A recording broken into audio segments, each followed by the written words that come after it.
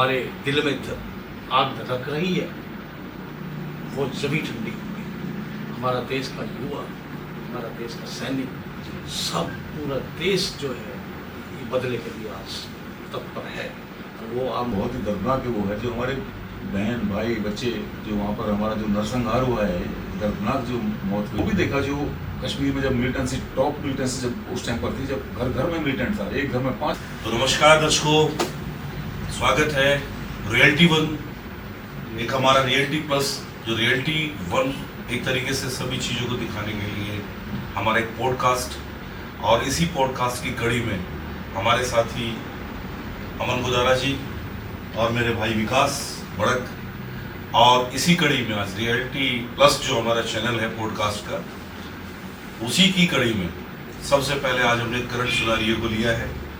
और इसी करण सुनारियो के चलते हुए हमारे साथ आज हमारे जाबाज कर्नल DPS राघव जी हमारे साथ हैं, और हमारे साथ में हमारे सर RP सिंह जो मंथन जन सेवा समिति से कन्वीनियर हैं और CRPF से रिटायर्ड ऑफिसर हैं, आज हमारे बीच है। और हमारा ये पहला एपिसोड है। आशा करता हूँ कि इस एपिसोड के अंदर आप सभी जानते हैं जो पहलगाम का जो एक नृशंस दुर्घटना हुई है, उसी को लेकर प्रकाश पर डालते हुए, उसी पर प्रकाश डालते हुए हमारे साथ हमारे कर्नल DPS राघव जी। और मैं सबसे पहले कर्नल साहब से दरख्वास्त करूंगा कि कर्नल साहब, जो ये विभत्स दुर्घटना हुई है, पहले इससे और पठानकोट, उरी और तमाम इस तरह की जो आतंकवादी दुर्घटनाएं हुई है हमारे देश के अंदर, बार बार ये जो जनहानि हुई है, ऐसा कब तक, क्यों और क्या इसके पीछे षड्यंत्र रहा है? और जैसा कि हम इंट्रोडक्शन कराते हैं कर्नल साहब का, कर्नल साहब ने तमाम अपना जम्मू कश्मीर, पहलगाम, उसी क्षेत्र के अंदर कार्यरत रहे हैं।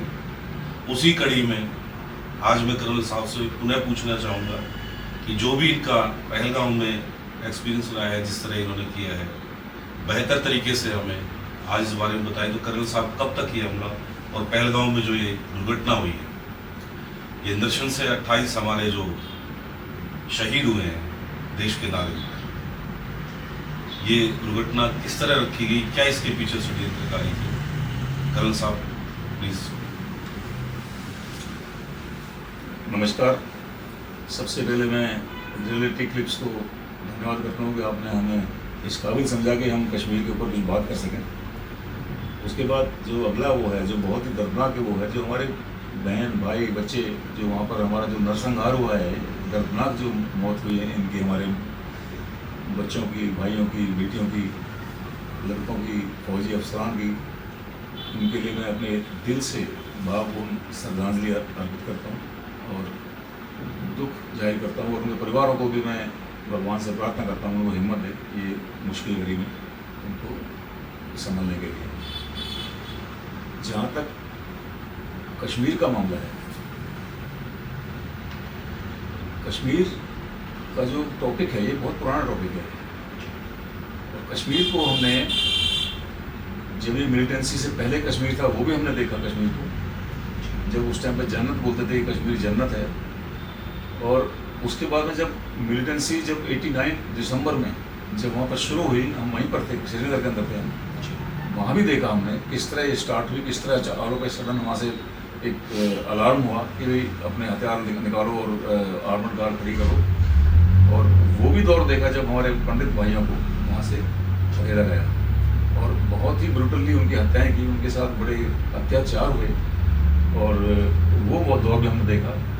उसके बाद में दौर हमने वो भी देखा जो कश्मीर में जब मिलिटेंसी, टॉप मिलिटेंसी जब उस टाइम पर थी, जब घर घर में मिलिटेंट था, एक घर में 5-5 मिलिटेंट थे। जो जवान बच्चा था वो मिलिटेंट, कोई HM में था, कोई JKLF में था, कोई इख्वान में था।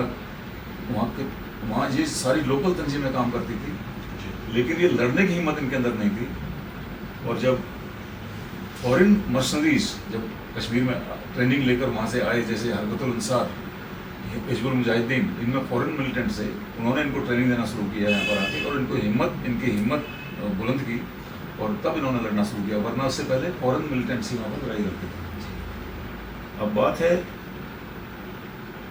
इसी दौर में जब अजहर मसूद को हमने जब पकड़ा था 11 फरवरी 1994 को, और सज्जाद खान अफगानी जो हरकतुल अंसार का जो चीफ होता था, और अजहर मसूद था उसका जनरल सेक्रेटरी इंटरनेशनल लेवल पे, और जो नंबर 4 की हायरार्की पे नंबर 4 था वर्ल्ड में टेररिस्ट के लाइन में, जो उसके इंटरव्यूशन उसने खुद ने मेरे को जो पर्सनली उसने बात की, वांटेड लिस्ट। और जो उसकी प्रिडिक्शन थी, जो उसकी प्लानिंग थी उस टाइम पर, हमने पूछा कि आप प्लानिंग क्या है हिंदुस्तान के लिए। ये मैं हॉर्सी माउथ से बता रहा हूँ, अजहर मसूद की जवानी बता रहा हूँ। उसने ये बताया कि 73% हिंदुस्तान हमारे कब्जे में है, जहाँ पर कब्जा मतलब हमारे जो मिलिटेंट्स जो हैं वो फैल चुके हैं यहाँ पर, और 27% हिंदुस्तान और बचा है जहाँ पर हमारे अभी तक पाँव नहीं पस रहे हैं।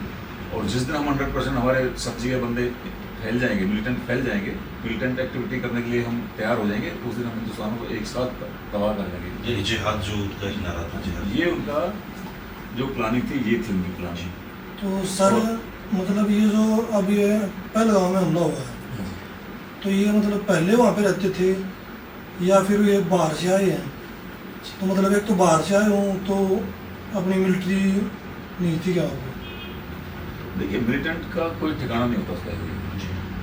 मिलिटेंट हमेशा मोबाइल रहता है, मिलिटेंट हमेशा। और मिलिटेंट जहाँ भी एक्शन करेगा, अभी मैं पहलगाम पर आता हूँ।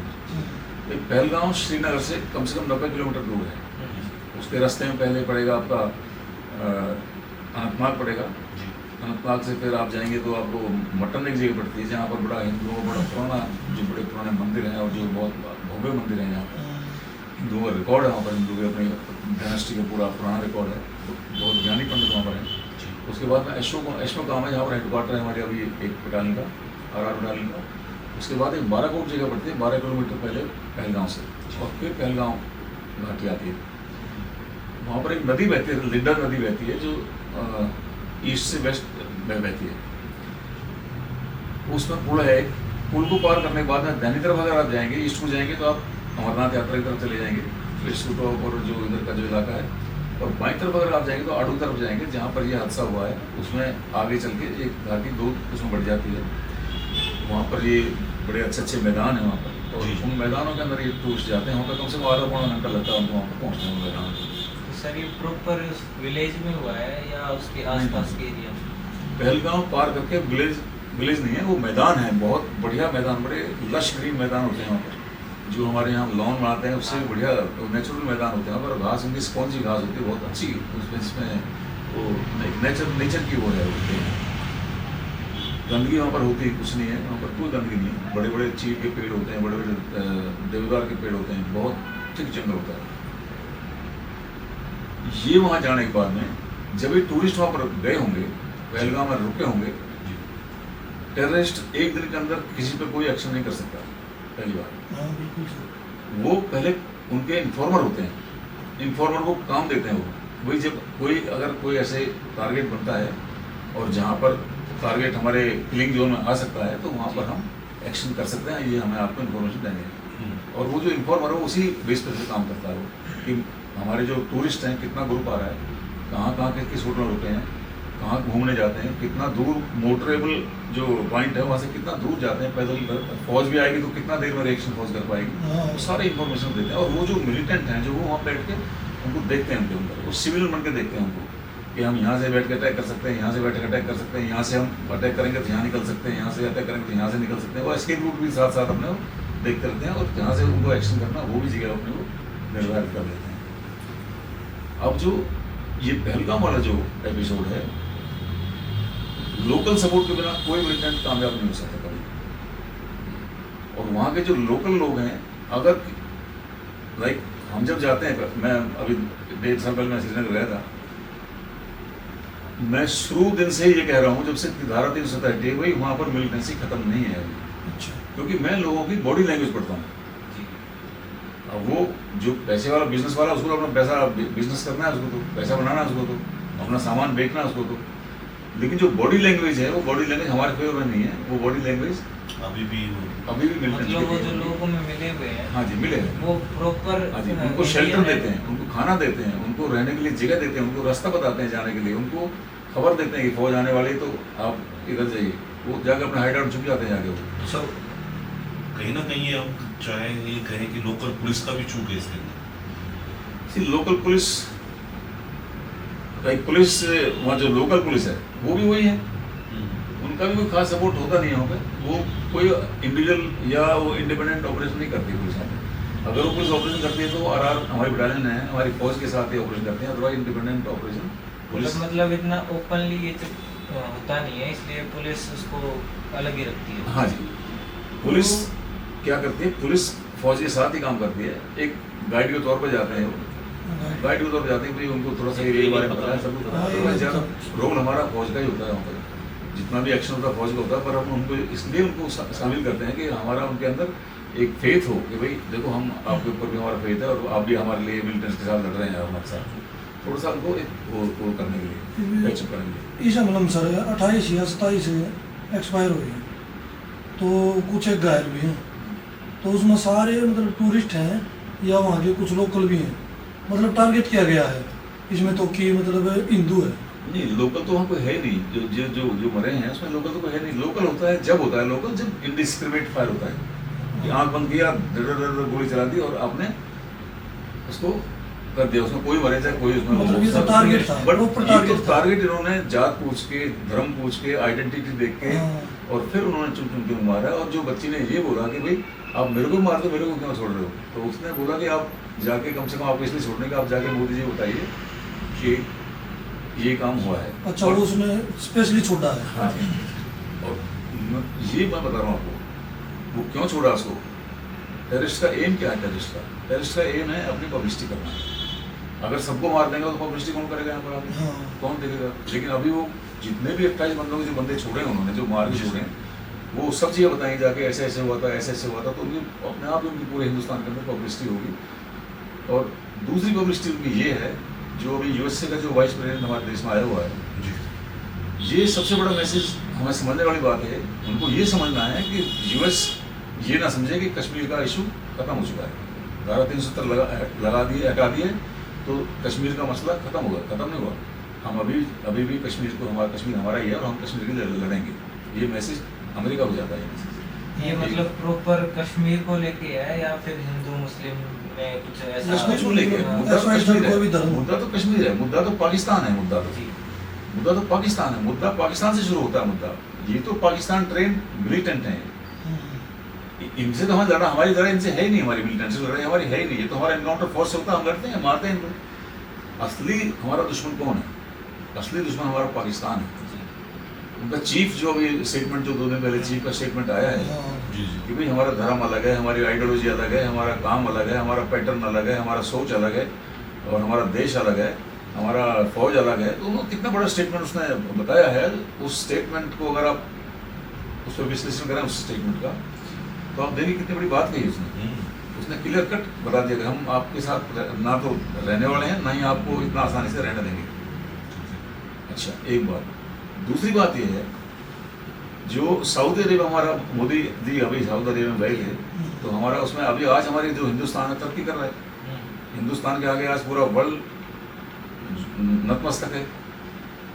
मोदी जी का जो करामात है, मोदी जी का जो लीडरशिप है, उसकी वजह से आज पूरा जो वर्ल्ड है वो हमारे साथ है। बिल्कुल।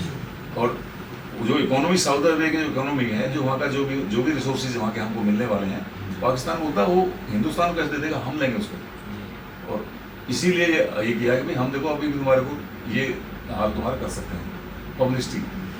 मतलब पाकिस्तान और इंडिया में वैसे तो डिफरेंस बहुत है, पावर के मामले में भी, आर्मी के मामले में, लेकिन उसके बाद भी ये सब चल रहा है। मतलब मासूम लोग भी मर रहे हैं और उसके लेट रिस्पांस क्यों आ रहा है इंडिया की तरफ से?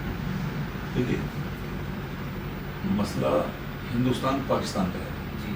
हमारी मिलिटेंट्स, मैं एक बार बोला, मिलिटेंट हमारा दुश्मन नहीं है, वो हमसे भिड़ता है, हम उसको मारते हैं, सिंपल। दुश्मन पाकिस्तान है हमारा, पाकिस्तान की आर्मी है, आईएसआई हमारा दुश्मन है। ट्रेनिंग ये देते हैं इनको। अजहर मसूद हमारा दुश्मन, हमारे दुश्मन का क्या? अजहर मसूद क्या है? इंडिविजुअल है वो, कोई देश थोड़ी हो। वो किसके डायरेक्शन में काम कर रहा है? वो पाकिस्तान पे काम कर रहा है ना, उसको फंडिंग पाकिस्तान से मिल रही है ना, और पाकिस्तान की दूसरे देश से ला रहे जहाँ से मिल रही है पाकिस्तान की। तो दुश्मन तो पाकिस्तान ही हुआ ना कुल मिला के। आईएसआई हुई ना हमारे दुश्मन को। ट्रेनिंग ये देते हैं इन लोगों को, ट्रेनिंग कैंप इनके पाकिस्तान के अंदर है।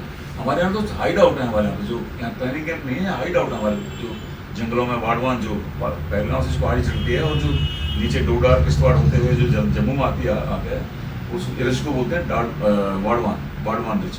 और ये बहुत हार्ड रिज है, इसके ऊपर बहुत ज़बरदस्त पहाड़ है, ज़बरदस्त जंगल है और इसके ऊपर इनके कैंप भी हैं, इनके रेस्ट हाउस भी हैं, इनके जो लोकल बकरवाल होते हैं वो भी सपोर्ट करते हैं, इनको खाना पीना रहना सहना इवन औरतों तक प्रोवाइड करते हैं इनको यहाँ पे। तो जब हमारी सेना मतलब हर एक बॉर्डर पे है, मतलब हर जगह पे है, तो जो ये मिलिटेंट्स हैं वो अंदर घुसते कहाँ से हैं? ऐसा कोई पर वो तो है नहीं, क्योंकि आपने सैटेलाइट भी है। अगर कश्मीर देखा है आपने, जी। नहीं देखा है तो मैं बताता हूँ आपको। जो कश्मीर का जो LOC है, वेस्टर्न बॉर्डर पे तो हमारी फेंसिंग है, वहाँ तो कोई मतलब नहीं घुसने का वहाँ से। लेकिन जो कश्मीर के अंदर जो LOC है हमारी, उन शरजौरी से लेके और आगे तक लेह लद्दाख तक, ये सारी खुली LOC है, इसका कोई फेंसिंग नहीं है। कहीं नाला है, कहीं नदी है, कहीं जंगल है, कहीं लोलाब वैली है जो जहाँ पर जो आपको दिन के अंदर भी दिखाई कोई देगा नहीं, यहाँ से और 10 गज नहीं दे सकता, उतना जंगल है। तो ह्यूमन बीइंग फौज कहाँ कितनी जगह फौज खड़ी करेंगे आप? फौज की एक विंटेज पॉइंट होता है, तो वहाँ से फौज देख सकती है कि भाई यहाँ से इतना एरिया दे सकता है, दूसरा उससे देगा कि इतना दे सकता हूँ। लेकिन अंधेरे में रात में कहीं ना कहीं छुप के बकरवाल के रडार लगे हुए हैं, सैटेलाइट भी सब कुछ लगा हुआ है, सब कुछ उनसे ट्रैक नहीं हो पाता अभी। उनके पास भी काउंटर मेजर्स हैं, उनके पास भी वो करने उनसे छिपने के उनके पास भी काउंटर मेजर्स हैं। जो मिलिटेंट है आजकल, मिलिटेंट को हमको इतना हल्के में नहीं लेना चाहिए, मिलिटेंट को उनके पास जो लेटेस्ट टेक्नोलॉजी है उससे वो अंदर आते हैं। तो मतलब सर ये जो ये हमला हुआ है, इसके बाद सरकार ने 5 नियम लिए हैं, हाँ जी? 5 नियम बनाए सरकार ने, तो वो सरकार के ठीक है या सर उसमें कुछ और ऐड करना कुछ और ऐड करना चाहिए? ये रिटेलिएट जो देखिए सरकार ने पानी बंद किया है, हाँ वीजा बंद किया है, हाँ। पासपोर्ट बंद किए हैं, एम्बेसी खत्म की है, यही तो है जो हाँ, 4-5 जो गवर्नमेंट फैसले करें। आप मेरे को ये बताइए, जब तक पाकिस्तान के अंदर जो कल मेजर आर्या बता रहे थे जी। उसमें, जब तक हम पाकिस्तान की आर्मी को नहीं लाएंगे, जब तक मिलिटेंसी बिल्कुल बंद होने वाली नहीं है। और कश्मीर में है तो बिल्कुल बंद होने वाली नहीं है। यानी कहीं ना कहीं एक और सर्जिकल हाँ स्ट्राइक जी, क्योंकि सर्जिकल स्ट्राइक से भी काम नहीं चलेगा, इससे भी बढ़ती इसमें हमें POK पे हमला करना पड़ेगा और POK पे जब तक हमला नहीं करेंगे आप, जब तक पाकिस्तान को समझ में नहीं आएगा। इसी के ऊपर सर एक मतलब बात है कि जो पुलवामा हमला हुआ था, उसका 3-4 दिन के बाद अपने जो सर्जिकल स्ट्राइक हुई, तो मतलब न्यूज़ भी आई, उसकी सोशल मीडिया पे भी गई, बहुत मतलब लोगों ने कही कि वो सर्जिकल स्ट्राइक फेक थी, वो मतलब कुछ रियल नहीं थी। बालाकोट वाली हाँ, ऐसा है उसमें कि हमारे मतलब कोई नहीं हिंदुस्तान मारा का गया। दुर्भाग्य है, ये हमारी फौज की तौहीन है। सर्जिकल स्ट्राइक को जो बता रहे हैं कि फेक थी या ये थी, हाँ तो ये न्यूज़ आई थी सर बहुत ज़्यादा। हमारी सर्जिकल स्ट्राइक कभी फेक नहीं होती। जब फौज एक्शन करती है तो फिर फौज एक्शन ही करती है। फौज का मतलब उसमें एयरफोर्स भी है हमारे, इवन दूसरी तरफ समुद्र के अंदर हमारी नेवी भी है और आर्मी तो है ही है। आर्मी के अंदर हमारी जो पैरा SF 4 और 9 पैरा कमांडो ऐसे में देखिए बंदा शेर की तरह बंदा चलता है जब उसमें, हाँ वो तो बिल्कुल। तो उनकी जो सर्जिकल स्ट्राइक है वो कभी वो फेक नहीं हो सकती। अब लोगों का अपनी सोच है, ये पॉलिटिकल बातें हैं। कहीं ना कहीं उनके सपोर्ट में ही है। आज हमारा हिंदुस्तान पॉलिटिकल लीडर, आज हमारा इतना बढ़िया हमारे पास पॉलिटिकल लीडरशिप है, हमारे पास तगड़ी लीडरशिप है, हम कुछ भी कर सकते हैं आज। लेकिन मैं यहाँ पर एक बात बताना चाहूँगा आपको, पॉलिटिकल लीडरशिप तो बहुत स्ट्रांग है हमारी, लेकिन हमारी फौज कमजोर करते जा रहे हैं लोग, और उसका सबसे पहला रीज़न जो अग्निवीर है। अग्निवीर, हाँ सर बिल्कुल। इससे फौज के अंदर बहुत असर पड़ा है। 3 साल आप देखिए, 3 साल जब कोविड हुआ था उस 3 साल कोई भर्ती नहीं हुई। 1 साल में 60-65 हज़ार हमारे फौजी भाई रिटायर होते हैं फौज से। 3 साल में कितने हो गए? 1,80,000 करीब हो गए, 2 लाख के करीब मान लीजिए। वो 2 लाख की डेफिसिट से अभी तक चल रहा है। उसकी जगह पर इन्होंने अग्निवीर हमारे सर पर काम किया है। अग्निवीर कोई सैनिक नहीं है। अग्निवीर आप बोलते बेरोजगारी, बेरोजगार रोजगार का जरिया थोड़ी है फौज को, वो तो देश से वो तो देश की सेफ्टी है, देश की। पैसा मिलता है ठीक है, वो पैसा उसको अपनी जान का पैसा मिलता है। जान देश की नींव है सर, वो तो नहीं नींव है देश की, वो तो नहीं मैं जान हथेली को रख के चल रहा है बंदा, उसका पैसा मिल रहा है। आप जाइए बॉर्डर पे, जितने मैं देखता हूँ कितने बंदे हैं जो बॉर्डर पे जाके भाई मैं मरने चाह रहा हूँ, मेरे को इतने पैसे, कितने मंत्रियों के नेता, कितने लीडर्स के नेता बच्चे वहाँ पर हैं बॉर्डर पे। जाइए देखिए, आप सर्वे करिए इसका। और ये अपना बैठ के पार्लियामेंट के अंदर हमारे 5 रुपये बढ़ाते हैं, उसके लिए तकलीफ होती है इनको। और ये इन्होंने अभी 34% अपना बढ़ा लिया, बैठे पेंशन ले रहे हैं बैठे बैठे। तो इनको किस बात की पेंशन दे रही है गवर्नमेंट? किस बात की पेंशन ले रहे हैं ये लोग? ये लड़ाई लड़ रहे हैं क्या? ये जान, इनकी जान खतरे में है। इनकी जान के बचाने वाले तो हम बैठे हैं ना, वहाँ पर बॉर्डर पे बैठे हैं और अंदर भी बैठे हैं, अंदर पैरामिलिट्री फोर्स बैठे हैं हमारे इनके उसमें उस सेफ्टी के लिए, और बॉर्डर पे हम बैठे हैं, फौज बैठी है। तो इनको पेंशन किस बात की? और सारा इनका बंगला देके एक टेंडर में इनका पैसा देके, क्या पैसा है इनके पास, क्या सहूलियतें हैं इनके पास में है, क्या हमारी हालत है? तो सर कहीं ना कहीं ये जो दुर्घटना हुई है, इस दुर्घटना में 1 घंटे का जो उनको समय मिला है मिलिटेंट्स को आफ्टर अटैक, 1 घंटे तक कॉम्बिंग, उसके बाद फोर्स आई है और वो सब किया है। तो उस कॉम्बिंग में कहीं ना कहीं हमें लगता है कि और आगे आपके व्यूज़ के अंदर किस प्रकार वो आगे उसको करेंगे और कितना समय लग सकता है उसको? देखिए, डेंसिटी जंगल जैसे मैंने बताया 1 घंटे का गैप है, 1 घंटे में तो कितनी दूर पहुँचेगा?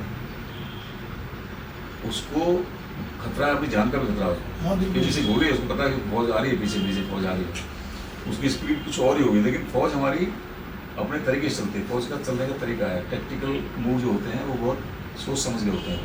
वो अंधाधुंध हम नहीं मांगते कि मिलिटेंट होगा तो पीछे भाग लो और वहाँ से कितने कैजुअलिटी, हम जवानों को ऐसे अपने जवानों को कैजुअलिटी नहीं करते ऐसे। लेकिन मिलिटेंट को पता है कि उसके पीछे गोली, उसको पता है कि उसको जाना कहाँ, उसका हाइड आउट कहाँ पर, उसको ये पता है। हमें तो हाइड आउट पता नहीं है, लेकिन उसको पता है कहाँ जाना, और वो भाग दौड़ कर उसमें जाएगा।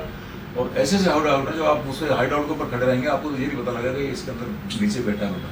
यानी वो हमारी सेना के जवान को देख सकते हैं, वो देख सकते टारगेट हैं कर सकते और हम नहीं देख सकते। हैं। बेंगलोर तो उनको इतनी लीड मिली, 1 घंटे की लीड तो बहुत होती है, 1 घंटे की। और वो भी आप देखिए टाइम देखिए, आप जब शाम का टाइम होगा तो शाम के टाइम वहाँ पर अंधेरा हो जाएगा। अंधेरे के अंदर तो फिर फौज अंधेरे के अंदर क्या दिखेगा, कुछ भी नहीं दिखेगा, वो अंधेरे के अंदर उसमें निकल जाएगा। तो सर ऐसे हमले होते रहे तो फिर मतलब टूरिस्ट पैलेस बंद हो जाएंगे? टूरिस्ट तो खाली करके पूरा, वहाँ पर पूरे टूरिस्ट बंगले इतने में सब खाली हो चुके हैं, शिकारा खाली हो चुके हैं। और इवन वहाँ इतनी रश है, वहाँ पर हवाई जहाज का किराया दे के जो हवाई जहाज 5-7 हज़ार रुपये का टिकट था, जो 35-35 हज़ार रुपये टिकट हो, लोग खाली करके वहाँ से जान के वहाँ सेफ्टी नहीं है, तो फिर कैसे बात करेंगे? तो सरकार ने कुछ और नियम भी तो लागू करने चाहिए सर। लागू ये था, कुछ और भी तो ऐसा हो लागू ये था कि अपना जहाँ पर टूरिस्ट गए थे, यहाँ पर जिस स्पॉट पे गए थे वहाँ पर सिक्योरिटी का इंतजाम पहले होना चाहिए था, हाँ लेकिन वहाँ पर सिक्योरिटी बिल्कुल नहीं थी वहाँ पर। हाँ, और ये लोग जो टूरिस्ट थे, इनको कम से कम ये सोचना चाहिए कि यार हम जा तो रहे हैं, लेकिन वहाँ से कोई सेफ्टी है, कोई सिक्योरिटी है, कोई सिक्योरिटी फोर्सेज हैं वहाँ पर। जहाँ तक सिक्योरिटी फोर्स है वहाँ पर बिल्कुल भी जाइए, कोई वो दिक्कत नहीं होगी आपको। लेकिन जहाँ सिक्योरिटी फोर्सेज नहीं है, वही तो वो रैकी करते हैं, वो यही तो देखते हैं वो। मतलब सिक्योरिटी का तो आर्मी कोई वो अगर नहीं। हम तैनात ना भी करें तो, लेकिन पुलिस फोर्स होनी जरूरी है। ऐसे- पुलिस तो हो, कम से एसटीएफ तो हो, एसटीएफ भी हमारे आर्मी के अंडर काम करती है। जो स्पेशल टास्क फोर्स है हमारे अंडर काम करती है, आर्मी के अंडर हाँ, काम तो करती है। जितने हमको टास्क sports देते हैं, हैं। यहाँ जाइए आप। जितने स्पोर्ट्स हैं सब पे होनी चाहिए। हाँ जी, तो उनकी कम से कम सेफ्टी तो हो, वहाँ पर कोई सिक्योरिटी फोर्स खड़ी हो, सीआरपीएफ खड़ी हो, एसटीएफ खड़ी हो, इवन आरआर की अगर कोई पोस्ट है उसके पास तो होगा ही नहीं कभी ऐसे। लेकिन वहाँ तो उन्होंने बिल्कुल, उनको तो खुला ग्राउंड मिल गया उनको, और उनको तो फ्री रन मिल गया उनको, तो जो करके करना था किया उन्होंने। कम से कम आप देखिए, अब 60 राउंड अगर उन्होंने फायर किए, 30 बंदे मारे, 30 बंदे मारने में टाइम तो लगता है 30 बंदे मारने में। जी जी बिल्कुल। ठीक है ना, तो ऐसा नहीं कि ये बंदा ऐसे ही मार दिया, ऐसे ही कर दिया, 30 बंदा मारने में टाइम लगता है, 30 बंदे मारने में। लेकिन अगर उनको केवल कश्मीर से ही मतलब कोई रीजन होता उनका कि बदला लेना है या कुछ भी है, तो वो हिंदू और मुस्लिम चेक क्यों करते? कि हिंदू मुस्लिम को नहीं कर रहे, हिंदू मुस्लिम वो सिर्फ कश्मीर का मुद्दा दिखा रहे हैं। और कश्मीर में मुस्लिम को नहीं मारेंगे, वो अपने बंदे को नहीं मारेंगे, अपने बंदे उसी को मारेंगे जो उनके खिलाफ बात करेंगे। हिंदू को इसलिए मारते हैं, और हिंदू को मारेंगे तो पब्लिसिटी उनकी होगी भाई कश्मीर के अंदर हमारा हक है, हिंदुओं का नहीं है। हिंदुओं को पहले भगा दिए थे और अब भी हम हिंदुओं को यहाँ पे मारेंगे जो हिंदू यहाँ पर आएंगे। कश्मीर हमारा है, और यही वो कहना चाहते हैं यूएन के अंदर कि कश्मीर हमारा है, हमारा कश्मीर का हक हमारा है, हिंदुस्तान का हक नहीं है, ये कहना चाहते अभी कुछ दिन पहले सर बांग्लादेश में हो रहा था, वहाँ पर भी जितने भी हिंदू थे सिर्फ उनका अत्याचार आया हिंदुओं के ऊपर सिर्फ। हैं। वहाँ भी बांग्लादेश में वहाँ भी वही बात है। देखिए मुसलमान मतलब छोटे छोटे बच्चे थे, लुगाई थी, लेडीज थी, सब जितने भी ये जो मुस्लिम फैनेटिक्स हैं, ये दूसरे कौम को काफिर बोलते हैं, और ये बोलते हैं कि काफिरों को जितना सता के मारो उतना ही तुम्हें जन्नत मिलेगी। ये इनकी कुरान में कहीं लिखा बताते हैं, मैं आज पढ़ रहा था किसी उसमें, मेरे ध्यान नहीं रहा हो, पर वो बोलता है कि जितना जो दूसरे जो मुसलमान से मुसलमान दोस्ती कर सकता है, बाकी मुसलमान की किसी और से दोस्ती का कोई वो नहीं है, वो काफिर है जो दूसरी कौम से दोस्ती कर, दूसरे धर्म से दोस्ती कर। ये इनका जो दिमाग के अंदर वो है, जो एक गंदगी भरी हुई है, वो कुछ कट्टरपंथी जो सोच है वो ये है। तो ये भी होता है सर, यूएस से देता जबकि कोई मजहब ये नहीं कहता कि आप किसी को परेशान करो या मारो। कश्मीर में जो है सर, जो लोकल हिंदूज हैं, खासतौर से टूरिस्ट, एक हमारे सोशल मीडिया पे एक युवा साथी ने कहा कि अगर उन टूरिस्ट में किसी 2 या 3 के पास भी वेपन होता है, उस रिमोट एरिया के अंदर जो दुर्घटना, विभत्स दुर्घटना दी गई है, तो कहीं ना कहीं रिटेलेट होता और वो मिलिटेंट्स को कहीं ना कहीं इतनी कैजुअलिटी होने में बचाता। तो वो कहते हैं कि अगर वहाँ जो भी टूरिस्ट जाए, कम से कम उसको 1 या 2 वेपन मुहैया कराए सरकार, ताकि अपनी स्वयं रक्षा करे। इस बारे में आप क्या कहेंगे, क्या ऐसा होना चाहिए या फिर लोकल पुलिस को या फिर फोर्स के साथ देखिए, तैनात होना चाहिए? ऐसा है, वहाँ पर हथियार की कोई किसी को रुकावट नहीं है, ना किसी के पास बंदिश है। अगर ये हिंदू भाई अगर हथियार इनको उठाना था तो इनको 90 के अंदर उठाना था, जब इनको जनवरी 90 में यहाँ से इनको जब वहाँ से भगाया गया था, तो उनको उस टाइम पर यही करना था। लेकिन हथियार उठाना और हथियार चलाना एक अलग बात। हथियार दे दो तो फिर भी क्या करेंगे वो? जब वो फौज से नहीं मिलिटेंट चूक थे तो हिंदू अभी चिट्टी सिंहपुरा का किस्सा आपने याद होगा आपको, चिट्टी सिंहपुरा का जो एपिसोड था जिसमें 35 सरदारों को उन्होंने खत्म किया था 2001 में मेरे ख्याल में। एक बार ये कहाँ के दुर्घटना से? चिट्टी सिंहपुरा TTC अनंतनाग के पीछे एक गाँव है, कुंदरू, ये अनंतनाग, ये चिट्टी सिंहपुरा जी, और वो सरदार गाँव है, और सरदार पूरे कुंदरू आते हैं, ऑर्डिनेंस एक्ट केस है यहाँ पर कुंदरू। उसके 35 बंदे इन्होंने नरसंहार किया था, इसी तरह जो अभी ये किया। लेकिन सरदारों का फरमान आया कि अगर दोबारा किया तो तुमको हम छोड़ेंगे नहीं कभी। तो हमारा ऐसा कोई फरमान है क्या हिंदू की तरफ से? नहीं, ऐसा कुछ शांति का संदेश होता है। तो ये जो इनके जो हौसले बुलंद है वो इसलिए हैं कि उनको पता है कि हिंदू वहाँ कुछ नहीं कर सकते।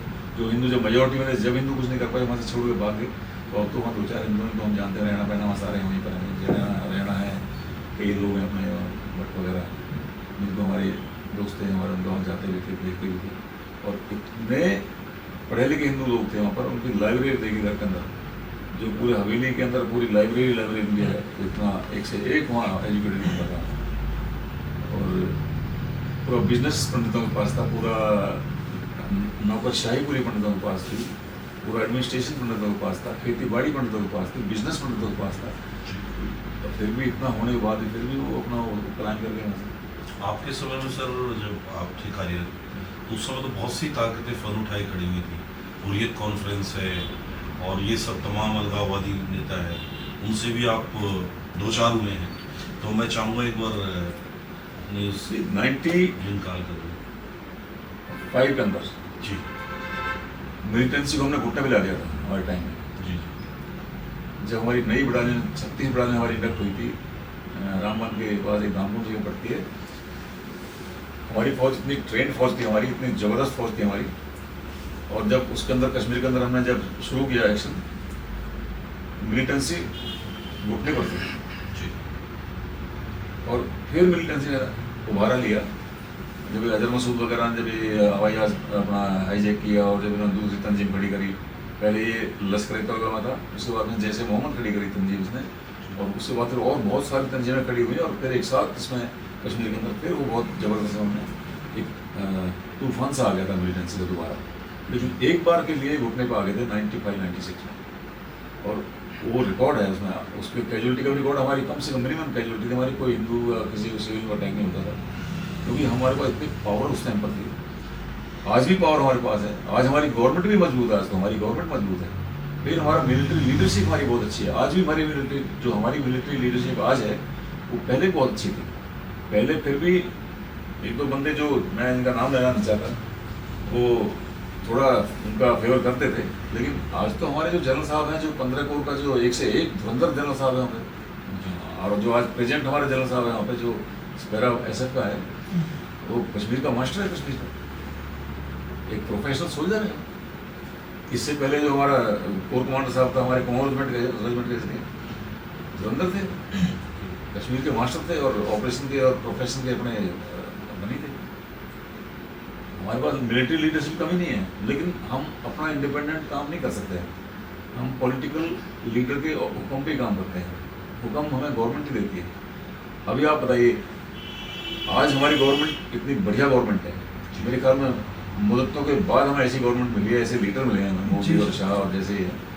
अगर अभी भी हमसे ये काम फौज से नहीं लेते तो फिर मेरे ख्याल में हमारे देश का ये तो फिर कहने का ये रिटायरेशन जो है बहुत अच्छा होना चाहिए। हाँ जी, लाहौर तक पता लगे। पता लगेगा। लीडरशिप जब हमारे पास पॉलिटिकल विल है, हमारे पास जी जी मिलिट्री पावर हमारे पास है, तो फिर हमारे डरना किस बात का है? गवर्नमेंट अच्छी है सर। चीफ हमारा इतना बढ़िया है, हमारा चीफ देखो इतना प्रैक्टिकल सोल्जर है, इतना प्रोफेशनल सोल्जर है हमारा चीफ। अब चीफ की बात है क्या, चीफ को बताओ चाहिए क्या काम करना है, चीफ 2 मिनट के अंदर साला इधर से इधर कर दे। जैसा कि आज सर्वदलीय बैठक है, PM साहब भी आए हैं दौरा छोड़ के, तो क्या कुछ आप आशा करते हैं कि जो रिटेलिएट करना है वो कितना सख्त होना चाहिए, किस हिसाब से होना चाहिए? क्योंकि मैं नहीं समझता जो बालाकोट वगैरह जो लास्ट टाइम आपने कहा कि इससे अधिक क्या कुछ नेक्स्ट स्टेप होना चाहिए? इसी रिटेलिएट जब आप बोलते हैं, आप जी किससे रिटेलिएट करेंगे? मिलिट्री तो गारंटी दो से 3 मिलियन मिलेगा हमको, मिलियन मिलेगा तो उसको तो खत्म होना है हमको। हाँ, सिविलियन उसमें तो उसका तो खात्मा निश्चित है, पर मिलिटेंट तो मिलेगा नहीं मिलेगा वो तो कोई गारंटी नहीं है। लेकिन LOC वहीं पर है जी, फौज वहीं पर है, परमानेंट फौज हमारी वहीं पर है, उनकी वहीं पर है। वहाँ उनको खदेड़ो ना पीछे, वहाँ बेस करिए ना कैंप एक्शन। वगैरह जो है एक्शन तो वहाँ होगा वहाँ पर, ताकि उनको पता लगे कि ये भी हो गया। और वहाँ पर चाहे आप फिर जो आपका एक्शन है, एक बार LOC खोलिए जी, और फिर देखिए तमाशा, फिर क्या फर्क होता है पाकिस्तान में। गवर्नमेंट मजबूत है सर, बहुत बढ़िया गवर्नमेंट है। मेरे इन फौज आधी कर दी। फौज का इन्होंने दुर्भाग्य है हमारी फौज का। इधर ये जैसे फौज की अग्नि भी तरफ हमारी थी। फौज देखो, मैं एक अमेरिका का मैं पढ़ रहा था, एक आर्टिकल था अमेरिका में, जिस देश का शहीद का सम्मान नहीं होता हाँ। उस देश की सेना का मनोबल कभी ऊंचा नहीं हो सकता। हमारे देश में वही हो रहा है। जरा वोट आएंगे तो शहीदों की दीपक भी जलाएंगे और कैंडल मार्च भी करेंगे और सब कुछ करेंगे, जी सर। लेकिन शहीदों के नाम पे यहाँ पर कुछ भी नहीं होता है। जी, एक बात। दूसरी बात, जिस देश की फौज का मोरल डाउन हो जाएगा, हालांकि हमारी फौज का मोरल डाउन नहीं है, हमारे बड़े तगड़े सोल्जर हैं, हम बेसिकली हमारे खून में है दुश्मन से लड़ाई करना, सारे हमारे बहुत तगड़ी फौजें हैं। पर कुल मिला के कहीं ना कहीं लीडरशिप की तरफ देखते हैं तो फिर हमारा थोड़ा सा क्वेश्चन मार्क खड़ा हो जाता है कि यार हमारे लोग, मोदी इतना तगड़ा लीडर, शाह इतना तगड़ा लीडर, डिफेंस मिनिस्टर राजनाथ इतना तगड़ा लीडर, और फिर भी हमें कोई हुक्म नहीं देते। तो हम बताइए आप फौज क्या कर सकते हैं उसके अलावा? जैसे फौज तो वेट कर रही है, इंतजार कर रही है फौज, तो आप हुक्म तो दो आप। जैसे सर US से ने पाकिस्तान में घुसा हुआ लादेन घुस के मारे, तो अपनी गवर्नमेंट ने भी एक बार परमिशन देनी चाहिए बिल्कुल नहीं चाहिए। इजराइल ने गाजा पे किया कि सही। एक इजराइल क्या है? बार। इजराइल हाँ कितना देश है इजराइल? हाँ, छोटा आदेश है। लेकिन इजराइल, जैसे हमारी बच्ची का ये फोटो है, हाँ सर। जी, अगर जी, उनके पास कोई ऐसा हादसा होता है ना, उनके दिल में रहता है वो तस्वीर के, जैसे सांप होता है ना, सांप एक बंदे की तस्वीर को अपनी आंख में रखता है, जब तक वो डस्ट में रहता है जब तक छोड़ता नहीं इसको। तो यही तो सर अपनी गवर्नमेंट ने ये जो तस्वीर है ये एटलीस्ट मेरे देह में है।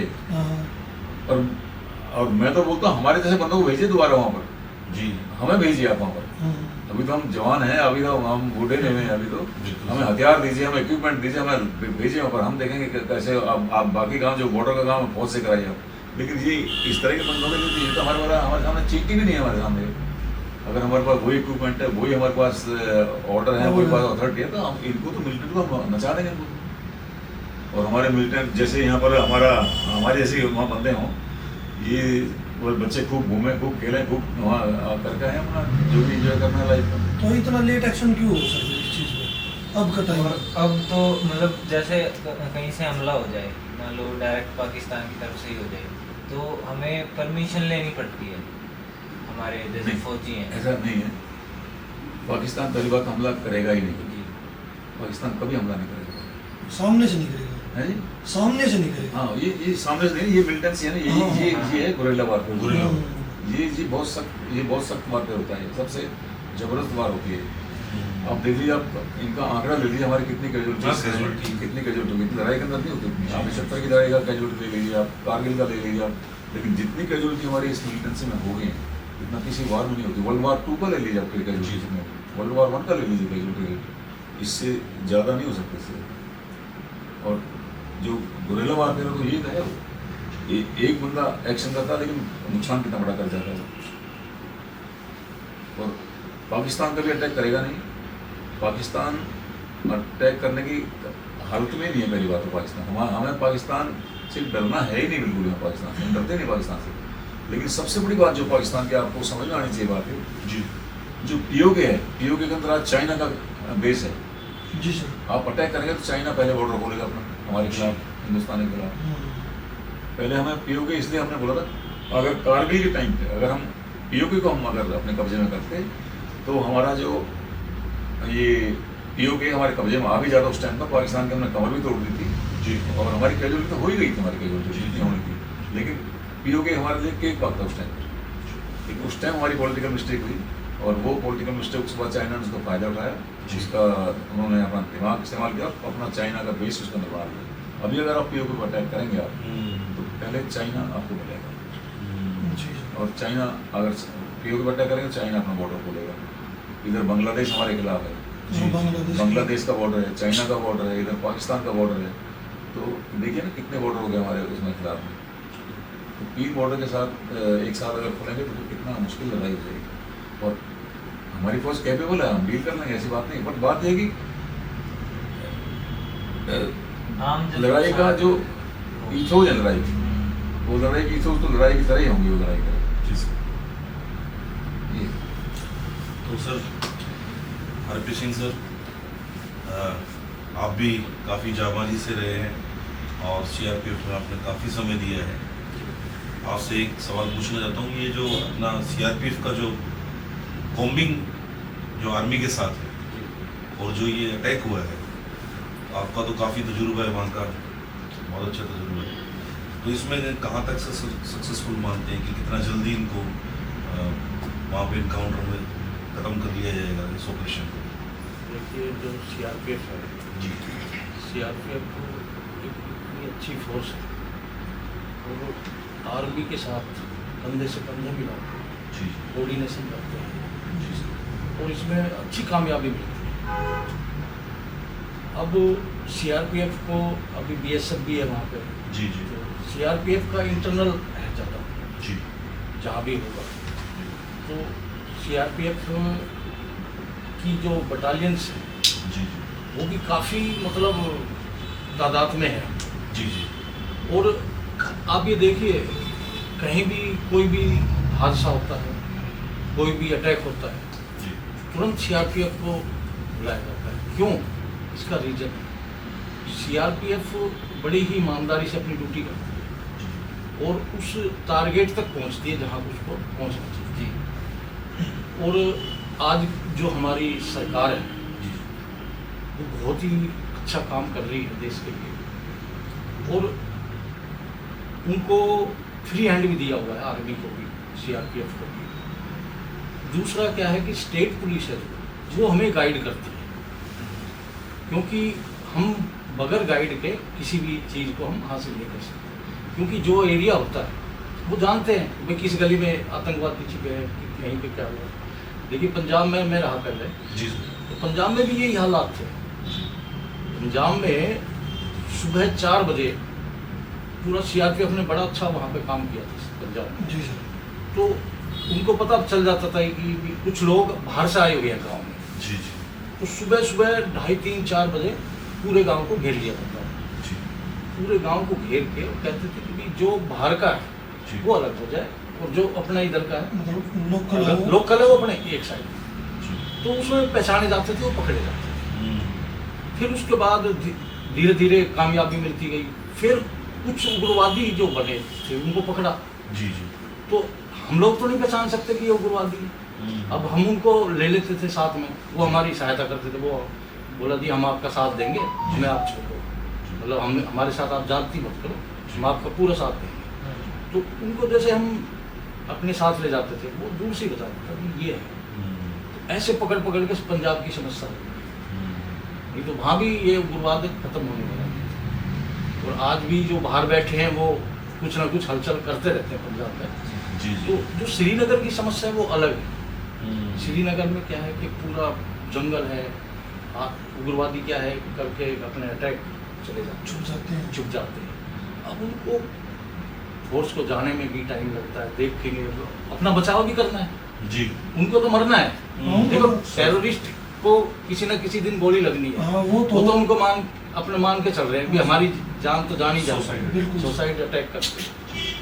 तो अब फौज को अपनी जान भी बचानी है जी और आगे भी बढ़ना है, रक्षा भी करनी है। रक्षा भी करनी है देश की। जी जी अगर हम अपनी जान नहीं बचाएंगे तो एक सोल्जर को तैयार करने में बहुत टाइम लगता बिल्कुल सर, बिल्कुल जी सर। जी है, टाइम लगता है, पूरी ट्रेनिंग होती है, ऐसे नहीं बिल्कुल होता। सर। तो ये बहुत मतलब जो आज का जो पहलगांव का जो अटैक है, तो इसमें कुछ ना कुछ ये जो पुलिस की है, पुलिस की नाकामी कहूँगा मैं तो। क्योंकि लोकल पुलिस एडवाइस करती तो हो सकता है कि वहाँ पे रिमोट एरिया तो कुछ ना कुछ ना कुछ फोर्स लगी रहती है। जी अब क्या है कि वहाँ पे स्टेट गवर्नमेंट है, जी तो केंद्र की भी पूरी बातें शायद वहाँ पे नहीं चलती हैं। जी जी क्योंकि स्टेट गवर्नमेंट कहता है जी यहाँ पे कोई वो नहीं है, जी तो आप मना नहीं कर सकते।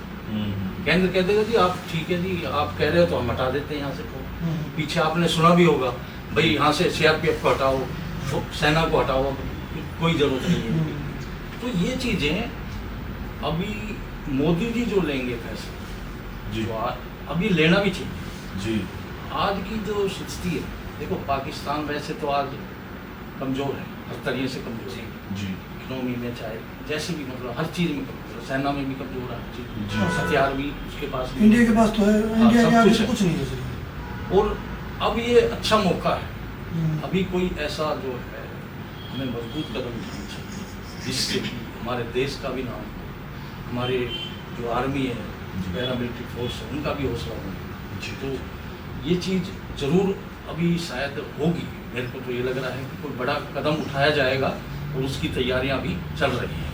इस मतलब जब पुलगांव में हमला हुआ उसके बाद देश में पूरा आक्रोश पैदा हो गया था। जी तो उसके बाद सरकार ने डिसीजन लिया कि सर्जिकल स्ट्राइक कर दी। ये हमला हुआ है, इसके बाद भी पूरे देश में नहीं हो रही कि जी पूरा आक्रोश फैल गया। तो सरकार ने कुछ कदम उठाना चाहिए या नहीं चाहिए? जी, मेरा मानना ये है कि ये स्ट्राइक करी आपने, उस पर आपको संदेह हुआ, कोई कह रहा जी हुई है हाँ नहीं, जी सर, ये तो बिल्कुल मतलब मैं ये कहता हूँ खुले आम करो। हाँ खुले हाँ। आम करो। मैं तो सरकार से आग्रह ही करूंगा, एक बार दिखाओ अपना हाँ हाँ भाई। आप जैसे इसराइल ने किया आपकी जो विदेश नीति है वो भी बहुत अच्छी है, हाँ हाँ बिल्कुल सर। आज के टाइम में सबसे अच्छी नीति है। रशिया और अमेरिका क्योंकि एक जो साथ हैं। आर्मी के रूल्स हैं वो तो चलो हिडन है, बिल्कुल लेकिन हमारी देश की जनता को वो चीज खुलेआम खुलेआम रूल्स मत बताओ, बिल्कुल। लेकिन वो चीजें तो पता लगनी चाहिए लगनी ना। चाहिए। न्यूज एक में बार- तो फेक आता है। बिल्कुल एक बार लगना चाहिए कि हाँ भाई इंडिया ने एक बार रिटर्न अपना दम किया दिखा अच्छे दिया से। है, मतलब क्योंकि अपना उससे दम ना दिखा दिया मतलब हर है। एक और आज इंडिया इस काबिल है कि किसी भी देश के ऊपर वो अपना दबदबा कायम कर सकता हाँ है। बिल्कुल सर, बिल्कुल। ये होना चाहिए, ये नहीं हम चुप के जाके मार आए। कोई कहेगा जी हम, अब वो उनके चाहे 200 आदमी मरे तो वो क्या हमारे मरे ही नहीं, हाँ हाँ वो तो कबूल ही नहीं वो करते, चीज़- हाँ, हाँ। वो किसी भी चीज को कबूल नहीं ये- करते। यही बात आई थी सर, जी। उसी देश की तरफ से मतलब पाकिस्तानी तरफ से आया था कि हमारा कोई भी जवान नहीं मरे, बिल्कुल कोई भी मतलब ये जो आतंकवादी वो माने नहीं। उन्होंने माना नहीं। जी। अपने देश में भी यही बात चला रही है। तो ये चीज जब मानेंगे, फाइट टू फाइट, हाँ। आमने सामने की फाइट करेंगे, हम्म। जब ही ये मानेंगे, वैसे मानने वाले नहीं है। कारगिल की तरह। कारगिल में जी जी जब हम एलसी पार करेंगे जी तो हम उसकी टेरिटरी भी ऑक्यूपाई करेंगे, और जब पता लगेगा पाकिस्तान को कि हमारी इतनी जमीन हिंदुस्तान के कब्जे में चल रही है, अदरवाइज आप इधर से बम फेंक दो, उधर से बम फेंक देगा उसे, बड़े आर्मी, बड़े आर्मी लेकिन आगे बढ़े आगे बढ़ के वहाँ पे झंडा गाड़ दे इंडिया का। और फिर जब झंडा गड़ जाएगा तो दूसरे देश भी कहेंगे जी कुछ समझौता करो, आप कुछ ये करो। 65 की लड़ाई में जी सर देश गरीब था और लाल बहादुर शास्त्री प्राइम मिनिस्टर था, जी। हमारी फौज लाहौर तक पहुंच गई थी। उस समय की जो गलती है ना आज हम झेल गलती रहे हैं, ताशकंद का समझौता जो हुआ उसमें वापिस गलती नहीं की आते जो- ना हम, हाँ। तो आज हमें ये सब ये लाहौर हमारे पास होता, लाहौर आज हमारे पास होता। अल्लाह और तो हमारी अपनी फौज तो काबिल फौज है, आज तो हम बहुत काबिल है। तो उस टाइम तो हमारे देश में गरीबी थी, खाने को अनाज भी नहीं था उस टाइम। लाहौर तक तो अपने अंदर थे अपने सैनिक जो थे वो लाहौर को घेर रखा था, लाहौर को, हाँ घेर रखा था पूरा। लाहौर को घेर रखा था मैं। हाँ और आज तो हम हर तरह सक्षम हैं। तो सर मैं चाहता हूँ कि अपने जीवन की आपकी ऐसी कोई दुर्घटना जो आपने टेररिस्ट के अगेंस्ट फाइट किया हो, नाइट फेस किया हो, नाइट में आपने फाइट किया अपने उसके साथ, तो वो हमें थोड़ा बताएंगे कैसे फाइट किया और कैसे आपने किस तरह डिटेन किया उनको, इनकाउंटर आप बताइए जो आपका एक यादगार इनकाउंटर रहा हो आपकी लाइफ के। ऐसी इज वेरी, मेरे पास बहुत सारे एनकाउंटर हैं जी तो मैं आपको 2 एनकाउंटर बताऊंगा। जी एक एनकाउंटर हुआ जी सर। जब फिजाइन अटैक जो हमारे ऊपर आ रहा था, हम्म। मैं उसका कंपनी कमांडर था और रात को मेरे को जनरल साहब ने बताया, जो विक्टर फोर्स के कमांडर थे हमारे अवंतीपुर से, कि भाई आप यहाँ से जगह बदली करो, अब आपके ऊपर फिजाइन अटैक आ रहा है और रात को आपको ख़त्म कर देंगे। विदाई in the sense society attack. फिजाइन मतलब सुसाइड अटैक जो आते हैं ना बंदे जो जी, आई टोल्ड जनरल साहब ने, सर ऐसा है, आई एम फौजी, मैं let them know I welcome ma'am. अगर वो उनके डर से अगर मैं अपनी जगह बदली कर दूंगा तो फिर तो मैं फौज में आने के लायक ही नहीं हूँ। Let them know, I welcome them. I reinforced my post जी with sandbags and weapons and ammunition. I became fully, I used to be fully operational only, but I became more operational. And let them know. We'll see the one. जी These 4 of them, 4 फिजाइन थे, इनको दिन निकला है तो ये हमारे तक पहुंच नहीं पाए। रोपुरा की बात, ये अपने कस्बा नागम की बात है। कस्बा नागम जगह है जिसमें चडोरा कस्बा नागम जो अपने इसमें सोपैया के अंदर है। जी थोड़ी देर बाद में इन्होंने क्या किया, घर के अंदर शेल्टर ले लिया। रोपुरा गांव पड़ता है वहाँ पर, और इसी तरह वहाँ रिकॉर्ड है। और वहाँ पर जो घरवाला था उसकी बहन बड़ी सुंदर थी, ठीक तो इन्होंने उसके साथ बदतमीजी करनी शुरू कर दी। हॉस्टेज करते हैं इन्होंने। हाँ जी, और लड़कियों को उन्होंने परेशान करना शुरू ही। जो बंदा वहाँ से भाग के ऑटो के अंदर 3 व्हीलर में आया हमारे पास, ये साहब, वो CRP के पास गया, BSF के पास गया, पुलिस के पास गया, किसी ने उसकी नहीं सुनी। अल्टीमेटली फाइनली वो मेरे पास आया कि साहब ऐसे ऐसे बात है और 4 बंदे हैं और मेरी बहन से बदतमीजी कर रहे हैं और अब आप ही हो, बाकी तो सब रात का हुआ की था सर ये नाइट को। ये सुबह आया, कोई 8-9 बजे आया। अच्छा, तो हमने भी ठीक है। अच्छा, वहाँ पर हमारा क्या, जो हम काम करते हैं यहाँ पर, तो हमको AOR एरिया ऑफ रिस्पॉन्सिबिलिटी पता होता है कि मेरा कितना एरिया, उसमें हर गाँव को, हर गली को, उसको सबको हम पहचानते हैं कि इस गली की, इस गाँव में ये गली वो एरिया हमारे अंडर में होगा तभी हम बाहर घर इसका है, इस कोने में घर इसका है, उस कोने में घर इसका है, बीच में घर इसका है, टेररिस्ट का घर यहाँ पर है, टेररिस्ट के रिश्तेदार यहाँ पर है। हम सब, हम पूरे, हमारे पास पूरी इन्फॉर्मेशन एक इंट डायरी होती है हमारे, उसमें सारा टाइम देखा, हर गाँव वाइज चीज़ें होता है। जी सर। उसको हमने अंदर बिठा दिया, उसको छुपा दिया, अब आप कहीं नहीं जाओगा। उसने जाने की कोशिश करी वापस, में अब नहीं जाएगा तो नहीं। हमने उसको अंदर बंद करके बिठा दिया, उसको खाना बना दिया। जिन्होंने इन्फॉर्म दी थी कि मेरे घर पे हाँ जी, जिन्होंने बताया। हमने कि तेरा घर कहाँ, बता तेरा घर कहाँ पर है। बोलो से मेरा नदी के किनारे पर मेरा घर है। मैं समझ लूँ ठीक है। उस दिन हाँ, हमारी जो एक पार्टी, हमारी एक कंपनी में 3 प्लाटून होती हैं, तो हमारी 2 प्लाटून हमारी कहीं, एक आर्मी कमांडर साहब हमारे आए हुए थे, तो उनको रोड क्लियर करने के लिए गए हुए थे। और मैंने अपने शिव से बोला, शिव साहब से, नहीं सर ये खबर है और ये बंदा अंदर बैठा है और मेरे को अटैक करना है इस पर शाम को 4 बजे। जी शिव बोलता तेरे पास बंदे ही नहीं है, तेरे पास 20 बंदे हैं तेरे पास।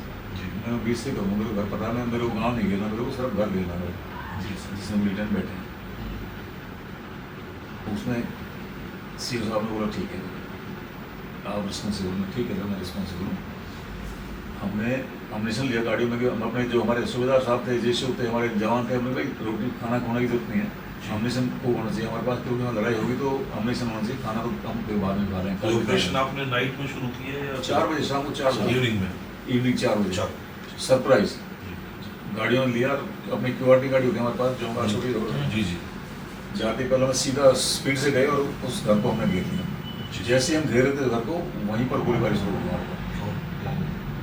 और मेरी जो एक होती है under barrel grenade type, UBL बोलते हैं उसको, जी सर।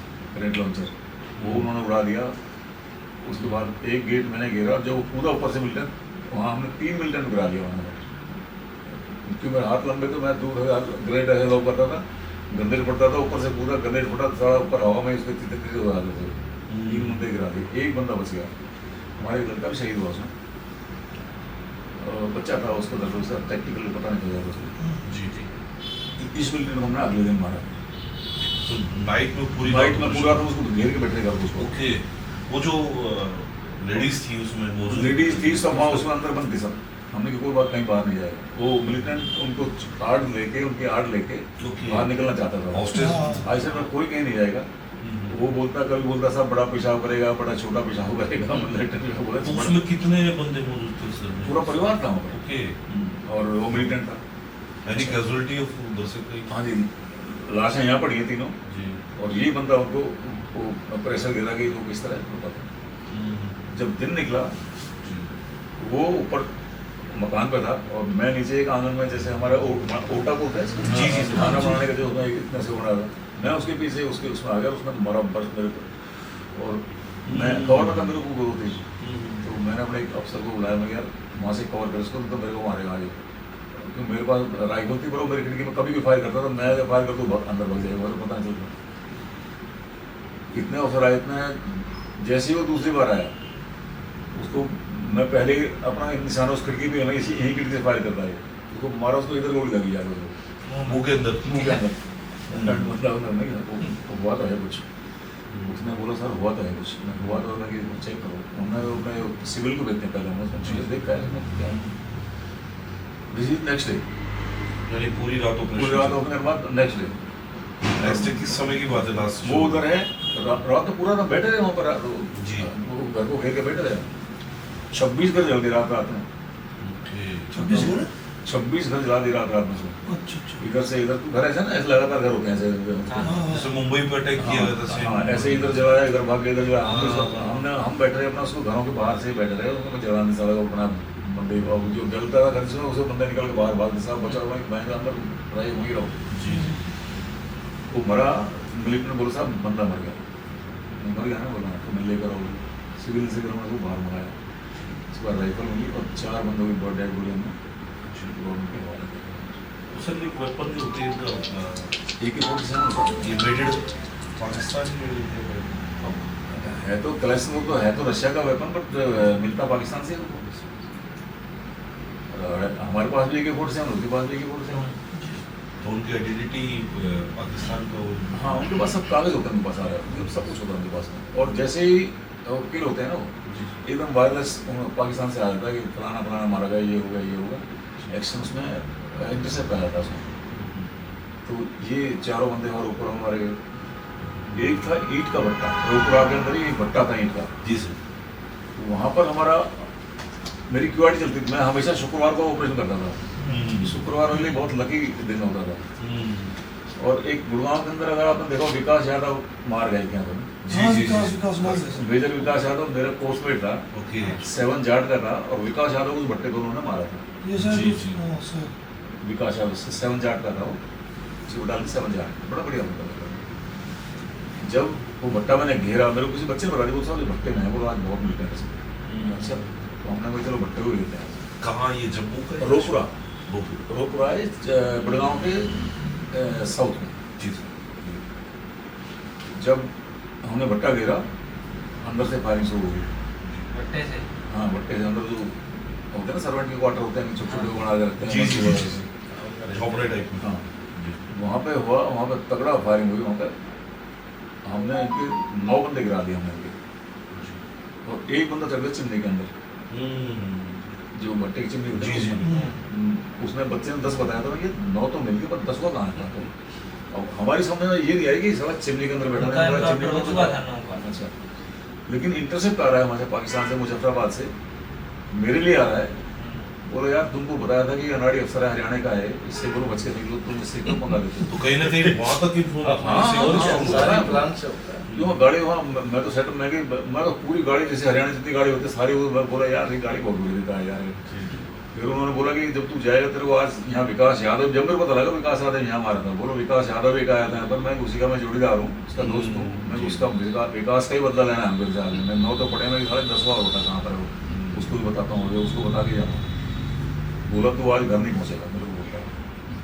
मैं कि घर तो मैं पहुँचूँगा बहुत तरीके से, और तू देखना घर कैसे पहुँचता हूँ, और गाड़ी में बैठ के जाऊँगा मैं, देख मैं शेर आदमी हूँ, तेरे पता है ना मैं शेर आदमी हूँ। हम गए वहाँ से, मैंने अपने जवानों को बोला, मैं भी देखो ये खेतों में काम करते हैं, मैं हमें नहीं पता साला कौन मिलता है, जो तुम्हारी तरफ देखता है LMG का बस मारो, पर उसको लगना नहीं चाहिए उसको, मतलब बराबर मारो उसके में, इधर मारो साइड में मारो, लेकिन ताकि वो बंदा पता लगे कि हाँ और कहीं ना कहीं जैसे भीड़ में होता है ना, कोई भीड़ इकट्ठी है तो पकड़ो, तो चोर होगा वो दौड़ेगा। अच्छा ये वहाँ से तो निकले, militant हो तो एक आधा बंदा मिला, हमने एक आधा बरस मारा, वहाँ साली भगदड़ मच गया, पूरा खाली हो गया पूरा। अल्लाह बोला यार ये तो बोला, बाद में फिर शाम को मैसेज आता है कि यार ये हरियाणा का अनाड़ी अफसर है, बोले इससे बचो यार, इससे बोलो इससे बचो। तो 9 बंदे कभी आपने देखे, 9 बंदों की लाशें देखी कि आपने, और हमारे जो सीओ साहब थे बड़े टाइगर आदमी थे वो, बस वहाँ फिर वो नहीं पकड़े गए। चिमनी में जो था वो नहीं, वो बाद में पता लगा ना उसका, किसी ने बताया वो था, वो भट्टे में उसमें दब लेता था, पहले क्या बताया था ना यार, अच्छा वहाँ से वो चिमनी में था वो, छिपा रहा उसमें, वहीं से वो खबर मुजफ्फराबाद में कम्युनिकेशन होता है बहुत। हाँ इनका सैटेलाइट तो जैसे टेररिस्ट होते हैं ये जितने भी मतलब अभी हमला हुआ उसके हिसाब से, तो इन टेररिस्ट की अलग से सेना ही होती है क्या, जैसे अपनी सेना है, पाकिस्तान की सेना है, या फिर ये पाकिस्तानी सेना ही है? ये पाकिस्तान सेना ही है, ये सेना ही है। ये वहाँ पे क्या है, तंजीम बोलते हैं उर्दू में इसको, जी। ग्रुप को तंजीम बोलते हैं। तो तंजीम क्या है, हरकत अनुसार एक तंजीम होगी, हाँ उसके जितनों को भर्ती होगी या तो हरकत अनुसार में काम करेगा वो। जी। उसका कमांडर अलग होगा, डिस्ट्रिक्ट कमांडर, डिव कमांडर और ये सेक्शन कमांडर, एरिया कमांडर, सारे होते हैं। टेररिस्ट का भी? हाँ टेररिस्ट का, Really? हाँ। जैसे अभी एक मूवी आई थी उसमें यही चीज दिखाई HM का होगा, HM के अंदर उसी तरह उनके कमांडर होते हैं, उनके अलग अलग लेवल पे कमांडर होते हैं। तो जैसे एक उसको दे दिया कि 50 आदमी तेरे अंदर रहेंगे तो एरिया कमांडर हो गया, तो वो एरिया कमांडर वो होता फिर है। वो एरिया कमांडर होगा, उसकी चलेगी, वो बताएगा कैसे करना है। उस एरिया के अंदर उसका एरिया बढ़ जाता है, उसका किसी एरिया के अंदर जो भी पूरी ट्रेनिंग मिलती है Training। उनको। पूरी ट्रेनिंग पाकिस्तान ट्रेनिंग होकर आते ट्रेन हैं, करके आते हैं, लॉन्चिंग पैड बने वहाँ पे बहुत जबरदस्त ट्रेनिंग होती है। आप काम ही देखिए वहीं यही होता है, ट्रेनिंग जिस दो बात- भेजो इंडिया में। जिस बंदे को जान देने के लिए तैयार किया जा रहा है, हम्म, उसकी ट्रेनिंग कितनी हार्ड होगी, बिल्कुल सही। उसका मोटिवेशन कितना जबरदस्त होगा उसका। और हमने एक बंदा मुगेरा, मेरा भी नाम है, मुगेरा बंदा पकड़ा हमने रोपड़ा में, अभी रोपड़ा में, उसकी टांग टूट रही थी, इसलिए हमारे हाथ लग गया। वो बच्चा था 24 साल का लड़का, उससे हमने पूछा तुम क्यों आते हो यहाँ पर? बोलता है साहब हमको वहाँ पर ऐसे ट्रेनिंग दी जाती है वहाँ पर, और ट्रेनिंग में ये बताया जाता है कि हमारा जो इस्लाम है वो खतरे में है हिंदुस्तान में, कश्मीर में। वहाँ पर बहन बेटियों की इज्जतें लूटी जा रही हैं, और वहाँ पर लूटपाट हो रही है, और बंदों को मारा जा रहा है, और आपको जिहाद के लिए वहाँ पर जाना है, उनकी रक्षा करनी है। और बोला हम यहाँ कर देखते हैं, तो बोलो यहाँ कुछ भी नहीं हो रहा, अब यहाँ हम फंस जाते हैं आगे। अगर हम बाहर निकलते हैं तो आप मारते हो, और बोला अगर नहीं निकलते हैं तो वो लोग पाकिस्तान वाले मारते हैं, वापस जाते हैं तो पाकिस्तान वाले मारते हैं। तो वो लोग हम यहाँ पे फंस जाते हैं, इसलिए हमें कुछ ना कुछ करना पड़ता है।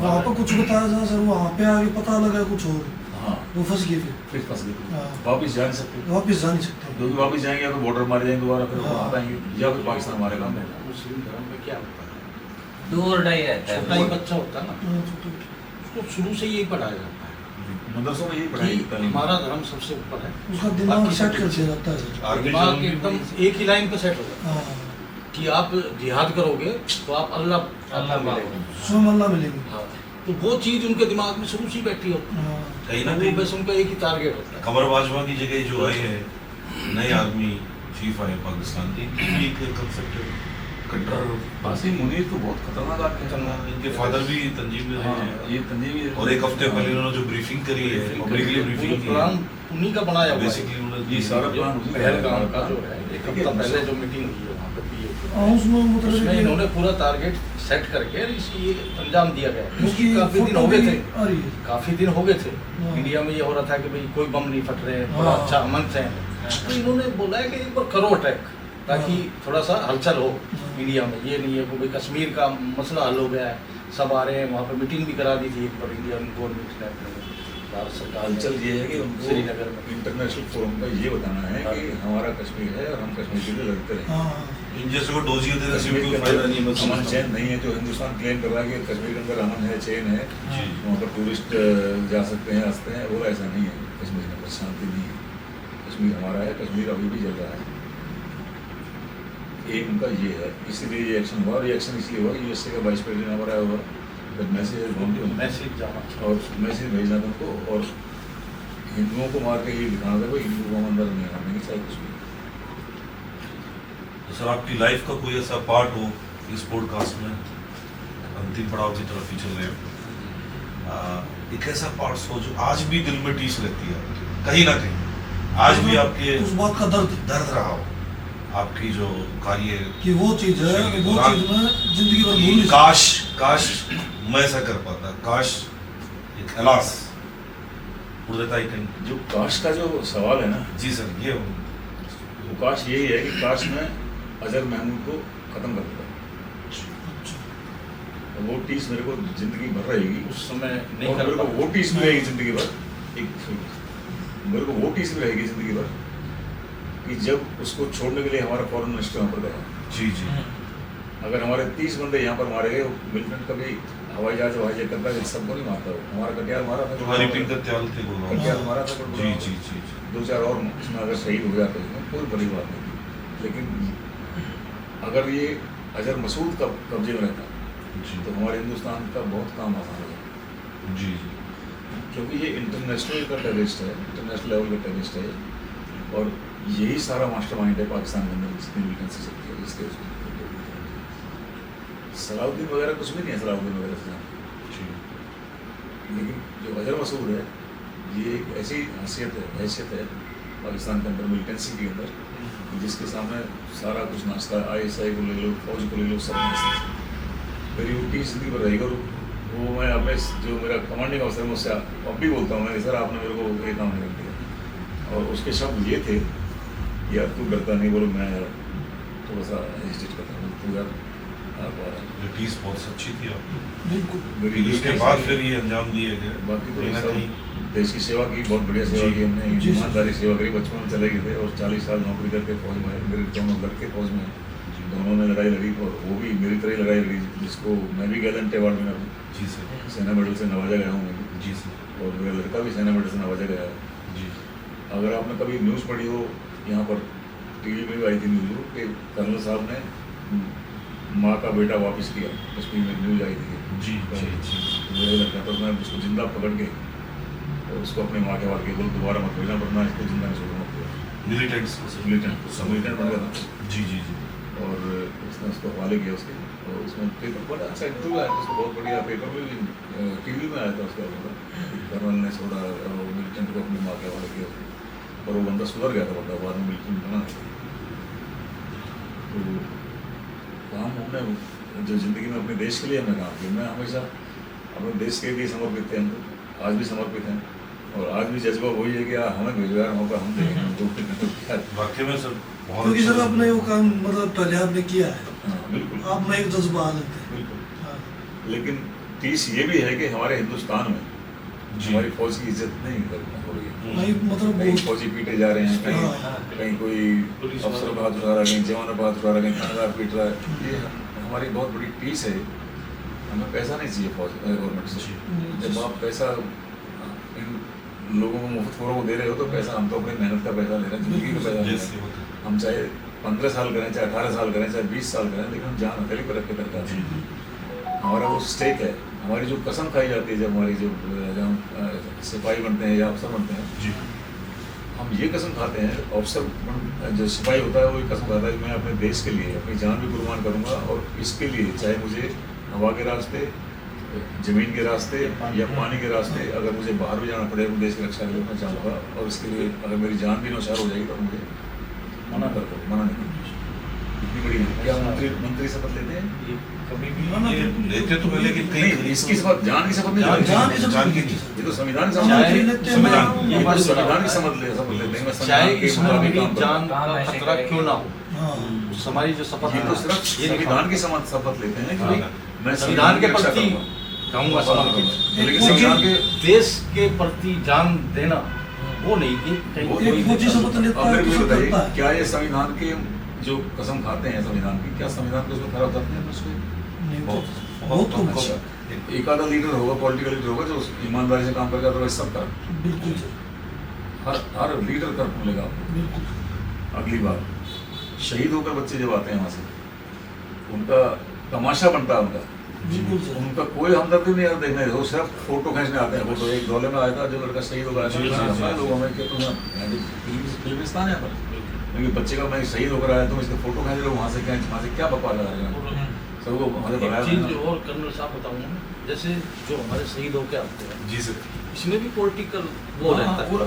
अगर आपका पॉलिटिकल में अच्छा है जी तो आपका बड़ा अच्छे से वो होगा सब कुछ। मान सम्मान होगा। मैंने एक बार उठाया था ये मुद्दा, जी सर। एक बार हमारे गांव से एक शहीद हुए थे, उनका मतलब नॉर्मल वो कर दिया गया, ना कोई मंत्री पहुंचा ना कोई पहुंचा। तो मतलब इसमें भी पॉलिटिकल वो चलती है वैल्यू, भाई किसकी वैल्यू ज़्यादा है तो उसको ज़्यादा बढ़ावा दिया जाएगा, उसका पूरा भी उसमें आएगा, वीडियो में सब न्यूज़ वाले भी पहुंच जाएंगे।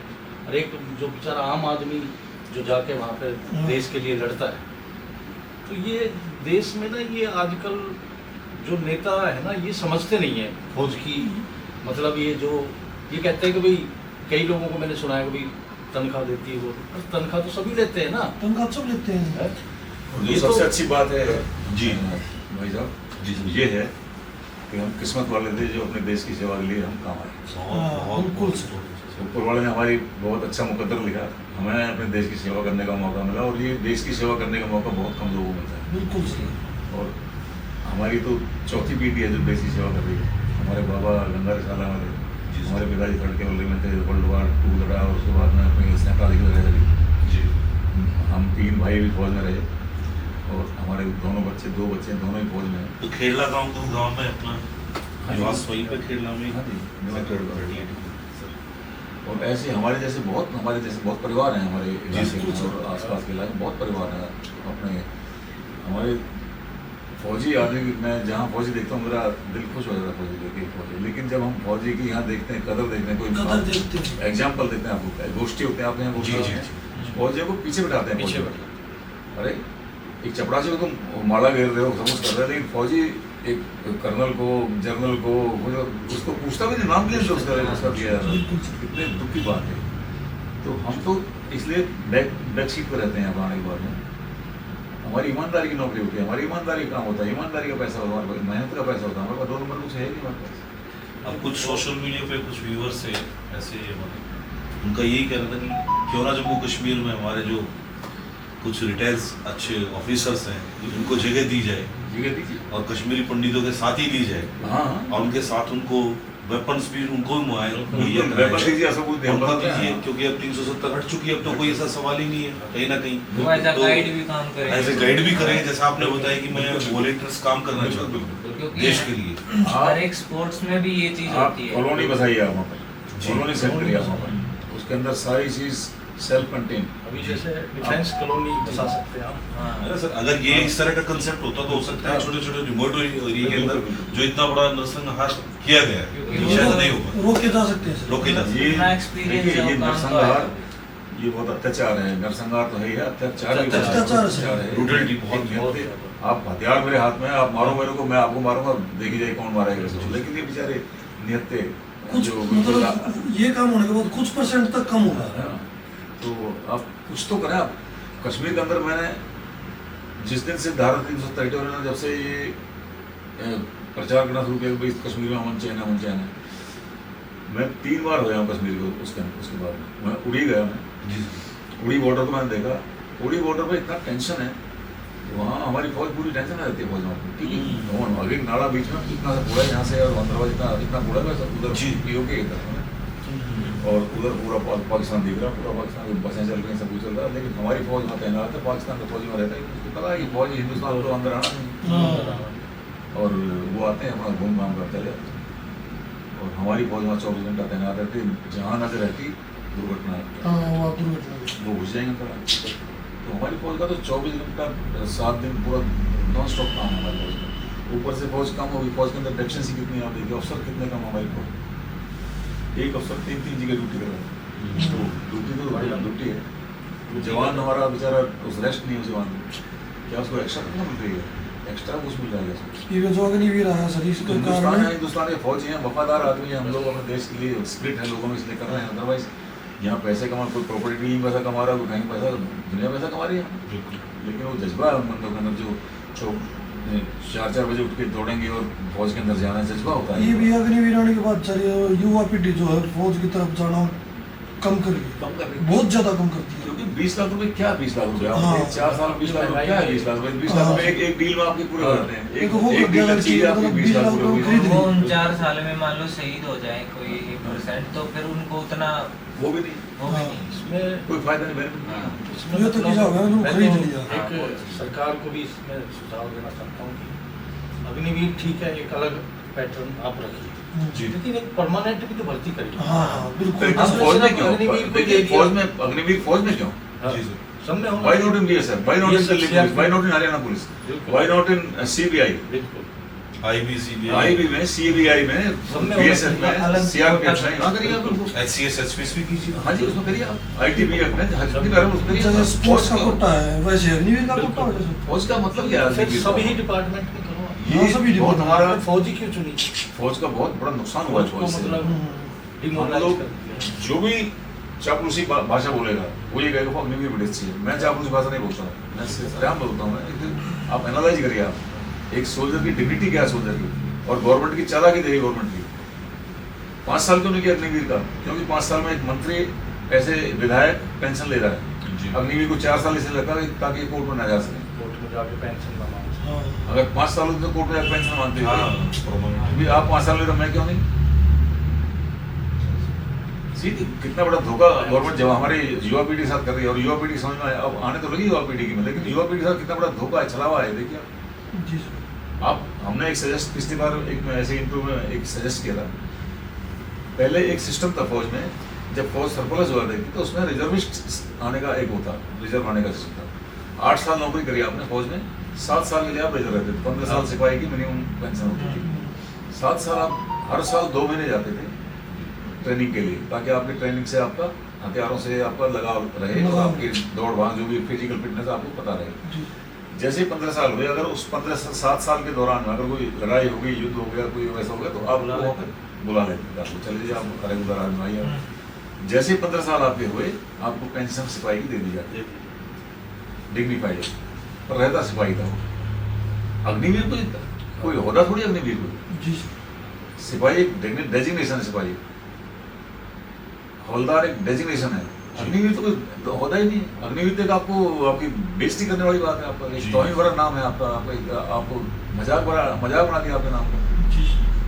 Just like laborer। हाँ अग्निवीर को होता ही नहीं अग्निवीर जी। फौज से अग्निवीर क्या लेना है आर्मी को प्राइवेट ही कर दिया लगभग। हाँ वो- प्राइवेट हाँ। आर्मी होगी और क्या है वो? अब आर्मी प्राइवेट जितना पॉलिटिकल इंटरफेरेंस आज है आर्मी के अंदर पहले कभी होता नहीं था इंटरफेरेंस का पहले मानिसा का एग्जाम्पल है प्राइम मिनिस्टर इंदिरा गांधी ने बोला कि भाई मेरे को अटैक चाहिए अप्रैल के अंदर बोलो sorry I can't attack he said straight away बोलो फिर कब करेगा बोलो मैं दिसंबर पर्ची में लिख दी दिसंबर 3 को अटैक कर दूंगा रीजन क्योंकि अभी खेत में खलिहान में अनाज बढ़ा खलिहानों में अगर मैं सारी ट्रेन बस ट्रक सब हायर कर लूँगा वो कमांडर कर लूँगा हायर तो नहीं करते कमांडर करते हैं जब ड्राइव होते सब अपने अंडर हो जाता है जी तो बोले ये पैरों में जो खलिहान जो अनाज पड़ा है जनता भूखी मर जाएगी जी बारिश आ जाएगी उसके बाद सारा बह जाएगा इसमें बारिश में मेरे टैंक चलेंगे नहीं तो मैं कैसे अटैक करूँगा मैं बोला लूजिंग बैटल नहीं लड़ना चाहता मैं I want to fight the winning battle और 3 दिसंबर को बोला मेरी फौज ट्रेंड नहीं है ऐसे होते थे जो थे जब पॉलिटिकल उसको वो अपना काम करो तो वो क्या Indira Gandhi sweetie you do your job I let me do my job तो ऐसे ऐसे होना चाहिए ना आजकल तो कोई जनरल ही बोलता नहीं है जनरल साहब को तो जो पिनाम से बोल यस सर बस यस सर बोलिए यस सर से काम करो आप वजीर वो होता है जो फ्री एंड फ्रैंक ओपिनियन दे अपने बॉस को जी अगर बॉस की हाँ में हाँ मिलाना शुरू कर दिया तो फिर वो दुर्भाग्य है उसका तो दोस्तों रियलिटी क्लिप्स की तरफ से ये था हमारा फर्स्ट पॉडकास्ट मित्रों फ्रेंड्स आशा करता हूँ कि आज का ये जो पॉडकास्ट है हमारे 28 जो पहलगाम के अंदर भारतीय नागरिक और एक हमारे लेफ्टिनेंट नरवीर जी सॉरी नरवाल जी जो शहीद हुए हैं उनको भावपूर्ण श्रद्धांजलि और पुनः मैं एक बार फिर हमारे colonel DPS Raghav ji RP Singh Chauhan जी CRPF से ऑफिसर और हमारे भाई विकास और अमन गुदारा हम सब की तरफ से भावपूर्ण श्रद्धांजलि और अंतिम में चलते हुए लास्ट एक बार कर्नल साहब से दरखास्त करूंगा, लास्ट एक ओपिनियन देश के नागरिकों के लिए अंतिम शब्द क्या कहना चाहिए, उसके बाद फिर जी जी कर्नल साहब last मैं अपने संदेश, message। देश के नागरिकों से और अपने नेताओं से यही कहना चाहूँगा कि इस बिटिया के जी इस दृश्य को अपने दिल में बिठा कर रखें और इसका बदला पाकिस्तान से जरूर लिया जाए। जी और पाकिस्तान को ये पता होना चाहिए कि हिंदुस्तान में भी इस तरह के जो जज्बात हैं वो जिंदे रहते हैं और वो जज्बातों का जो अंजाम है वो बहुत महंगा पड़ा पाकिस्तान को। और जब तक हमें वो अंजाम तक नहीं बात पहुंचाएंगे तब तक एटलीस्ट हमारे दिलों में ये धधकती रहेगी ये तस्वीर हमारे लिए। जी जॉन साहब मेरा सरकार से तो मैं ये आग्रह करना चाहता हूँ, पूरा देश जो है आज बदला चाहता है जी जी और मैं सभी देशवासियों से भी निवेदन करूँगा कि ये जो फोटो है जी ये दिल में रखो, जी ये दिल से निकलनी नहीं चाहिए। जी ये आग है, जी इस आग को बुझने मत देना जब तक हमारा बदला पूरा नहीं हो जाए पाकिस्तान से, और ये जरूर होगा। मैं जितने भी हमारे नागरिक शहीद हुए हैं उनको अपना श्रद्धा सुमन अर्पित करता हूँ और ईश्वर से प्रार्थना भी करता हूँ कि उनको अपने चरणों में स्थान दे और उनकी आत्मा को शांति दे। और देश की सरकार से मैं प्रधानमंत्री मोदी जी से, हमारे ग्लोबल लीडर प्रधानमंत्री मोदी जी से मैं आग्रह करना चाहता हूँ कि जल्द से जल्द इस आग को ठंडा किया जाए, बदला लेंगे पाकिस्तान से, ताकि ये जो हमारे दिल में आग धधक रही है वो जभी ठंडी होगी। हमारा देश का युवा, हमारा देश का सैनिक, सब पूरा देश जो है ये बदले के लिए आज तत्पर है और वो आप मोदी जी कर सकते हो, आप में जज्बा है करने का। मैं तो यही है। शुक्रिया। तो अभी रियलिटी क्लिप्स की तरफ से दर्शकों बहुत बहुत धन्यवाद और हमारा नेक्स्ट एपिसोड जल्दी हमारा पॉडकास्ट आपके सामने होगा और ये जय हिंद। जय हिंद। शुक्रिया।